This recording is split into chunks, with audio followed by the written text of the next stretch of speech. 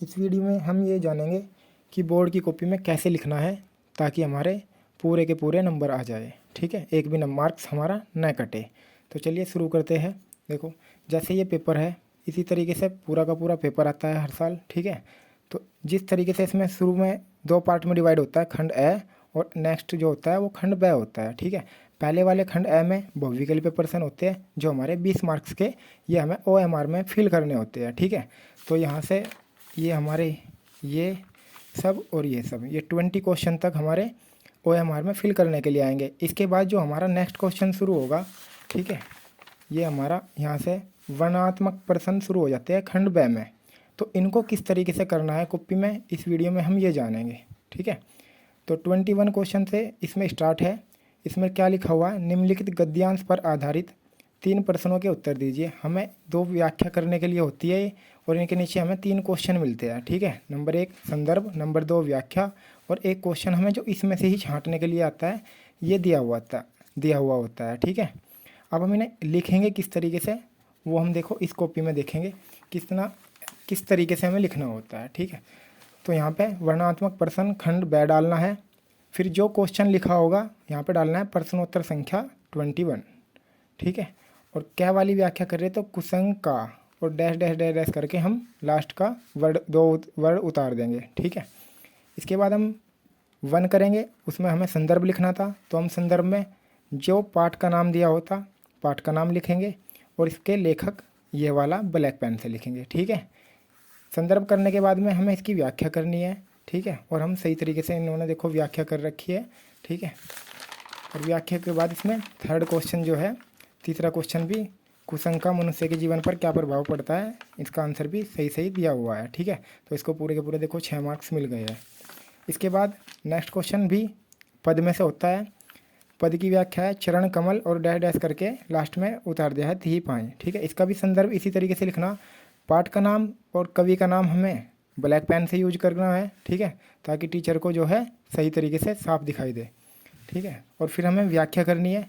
व्याख्या इसकी देखो बिल्कुल एकदम सही लिखी हुई है। ठीक है, और उसके बाद हमें तीसरा क्वेश्चन दिया हुआ था एक और पेपर में, बार बार बंदो तिही पाई में कौन सा अलंकार है। ठीक है, तो इसमें बार बार वर्ड ब 3 बार आया हुआ है, इसलिए यहाँ पे अनुप्रास अलंकार हो जाएगा। इसमें भी इसको 6 मार्क्स पूरे मिले हुए हैं। ठीक है, इसके बाद नेक्स्ट जो क्वेश्चन आएगा वो संस्कृत से आएगा।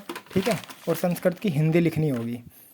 तो ऐसा नगरी वाले में यानी कि वाराणसी पाठ में से लिया गया है। अब देखो इसका संदर्भ लिखना है। संदर्भ में क्या लिखना पड़ता है, केवल इतना ही लिखना पड़ता है जो उनसे पाठ से लिया गया है।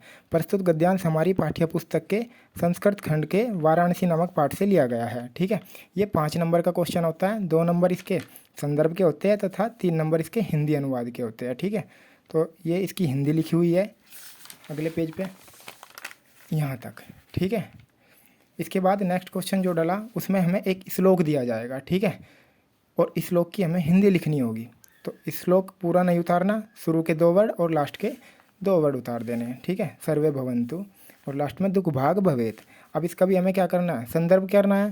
संदर्भ में भारतीय संस्कृति नामक पाठ से लिया गया है। ठीक है, और इसकी भी हम हिंदी अनुवाद, छोटा सा श्लोक होता है और ये भी 5 नंबर का होता है। ठीक है, इसके बाद जो नेक्स्ट क्वेश्चन हमारा आता है तो उसमें क्या करना पड़ता है, उसमें हमें सर्ग करना पड़ता है। ठीक है, उसमें 2 क्वेश्चन जुड़े होते हैं, एक तो सर्ग होता है, एक चरिचित्रण आता है। सर्ग हमारा कोई सा भी आ सकता है। ठीक है, प्रथम सर्ग, द्वितीय सर्ग या तृतीय सर्ग। तो इसमें प्रथम सर्ग लिखा हुआ है। ठीक है, डॉक्टर जयशंकर त्रिपाठी द्वारा रचित है। मातृभूमि के लिए चंद्रशेखर के बारे में आता है। तो चंद्रशेखर आज़ाद जहाँ पे इनका जन्म हुआ, ठीक है, कितनी उम्र में ये आंदोलन में कूद पड़े, 15 वर्ष, ये हमें ब्लैक पेन से कर देने हैं ताकि टीचर का फोकस इन्हीं हेडिंग पे जाए। ठीक है, यहाँ तक हमने 1.5 पेज का समथिंग हो गया हमारा। तो 1.5 पेज का करने के बाद इसका चरिचित्रण डाल देना है। ठीक है, बड़े बड़े अक्षरों में डालिए। ठीक है, कॉपी भी अच्छा लगेगा भरी हुई, चंद्रशेखर आज़ाद का चरिचित्रण, और इसको 1.5 पेज का इसको कर दीजिए। ठीक है, अब देखो इन्होंने अगले पेज तक इसको लिखा हुआ, इन्होंने देखो कितना अच्छा दर्शाया हुआ है। ये सारी की सारी हेडिंगों के बेस में इन्होंने लिख दिया, इसके गुण थे ये। ठीक है, कॉपी भी अच्छी तरीके से भर गई है और दिखने में भी अच्छी लग रही है। ठीक है, इसके बाद हम एक एक करके सारी इन्होंने हेडिंग लिख दी है। देखिए, आकर्षक व्यक्तित्व की हेडिंग और बीच में एक डायलॉग लिखा हो दिया। ठीक है, उसके बाद अमर बलिदानी और नेक्स्ट पेज पर क्या लिखा हुआ है, इन्होंने लास्ट में एक डायलॉग पर ख़त्म कर दिया। ठीक है, ये 3 नंबर का होता है दोनों चीज़, तो इस पर 3 नंबर पूरे मिल गए हैं। इसके बाद जीवनी करनी पड़ती है। ठीक है, तो इन्होंने जयशंकर प्रसाद की जीवनी की है। ठीक है, यहाँ पे एक बॉक्स बना के जो मेन चीज़ें होती है ये इन्होंने दर्शा दिया है ना, जन्म स्थान, पिता का नाम, माता का नाम, प्रारंभिक शिक्षा।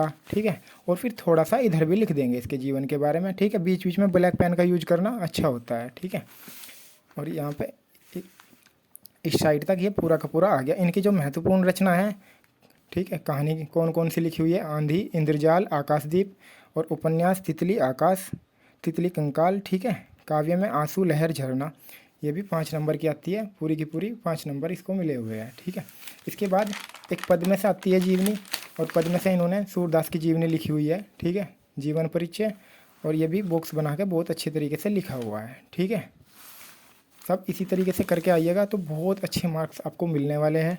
ठीक है, प्रमुख रचनाएं लिखेंगे इनकी 3 रचना, सूरसागर, सूरावली, सूरसरावली और साहित्य लहरी, इसको भी 5 नंबर की, ठीक है, पूरे दे दिए गए हैं।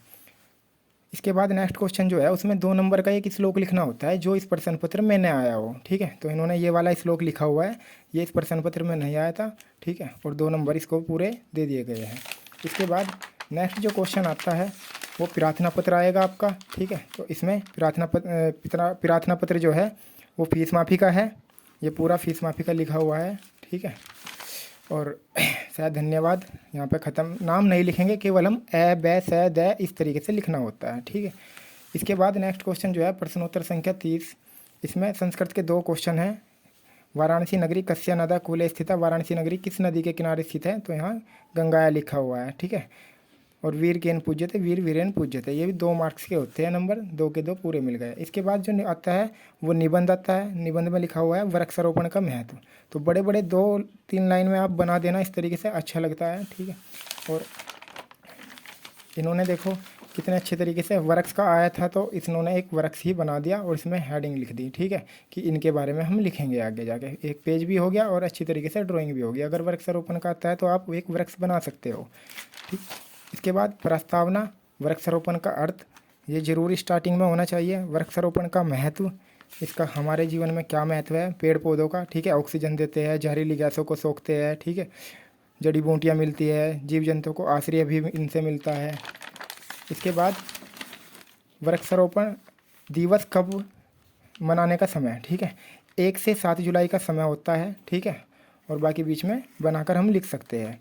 इससे हमें क्या क्या लाभ है, वृक्षारोपण से क्या लाभ है। ठीक है, और वनों को काटने से हानियाँ क्या क्या होती है, और लास्ट में हमारा उपसंहार यानी कि निष्कर्ष क्या होता है। ठीक है, वृक्षारोपण से क्या चीज़ है क्या नहीं, ये हमें लास्ट में बताएंगे। नेक्स्ट पेज पे हम इस तरीके से कोई भी डायलॉग, वन रहेंगे तो हम रहेंगे, हमें इस तरीके से ख़त्म करना है अपने निबंध को। ठीक है, इस पर भी इसके 7 नंबर का निबंध है तो पूरे के पूरे मार्क्स मिले हुए हैं। और लास्ट में जब भी आप पेपर करके आओ रोल नंबर ज़रूर डालना होता है। ठीक है, देखो इसको पूरे के पूरे 70 में से 69 नंबर मिले हुए हैं। ठीक है, तो इसी तरीके से आप लिख के आइएगा, बहुत अच्छे मार्क्स मिलेंगे। ठीक है, थैंक यू।